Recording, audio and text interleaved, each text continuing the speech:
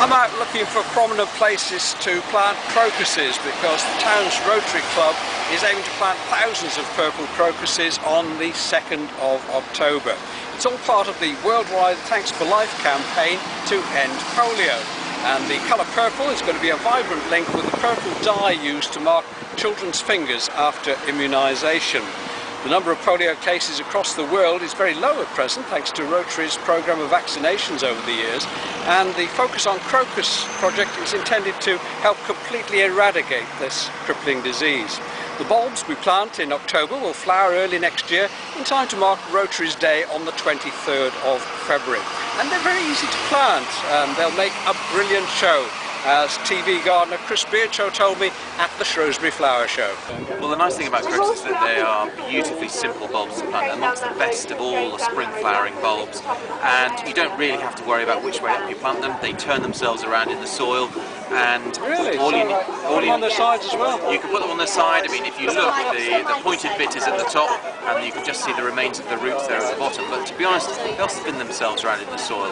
Plant them about twice the depth of the bulb itself, so if the bulb is just, yep, exactly, around about 5 centimetres deep, no deeper than that. You can plant them in anything like turf areas where you can allow the grass to grow through, or plant them in borders, beds, containers, hanging baskets. It's a very versatile plant to use. But the beauty is in the colour. They come through in early spring with that wonderful, vibrant, in this case purple colour, with the bright orange stamens and anthers right at the centre. A really lovely plant. It's one of those plants that cheers you up at the beginning of the year. If we were going to put them in here then, we've got to get the turf. We can't just put them in individually. What we do, take a trunk out and... Yeah, just get a spade and take out a section of the turf, lift the turf, fork the ground over. If you've got some fertiliser and some organic matter, some compost, just loosely dig that in. Position your bulbs. If you want a random effect, just scatter them broadly across the area, replace the turf, and then just make sure you keep the squirrels away, because the squirrels are quite harsh at nibbling. So if you're in danger of getting squirrels on site, just lay a piece of netting on the ground before you put the turf back, and that will help to prevent the squirrels from digging them up. And will they be guaranteed to come into bloom in February when Rotary Day, to coincide with Rotary Day? Do you know, I think all these things are very weather dependent, but if there's one plant which is going to guarantee to make the best possible effort to be in flower in February, it has to be the crocus. And year after year?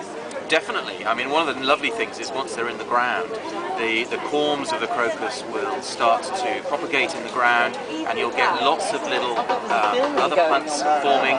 Just allow them to develop, and they'll naturalise across the entire garden. So yeah, a lovely plant to introduce. So if we're in a bit of a hurry then, we take turf out, we just chuck a handful in, they'll sort themselves out. We don't have to unlock.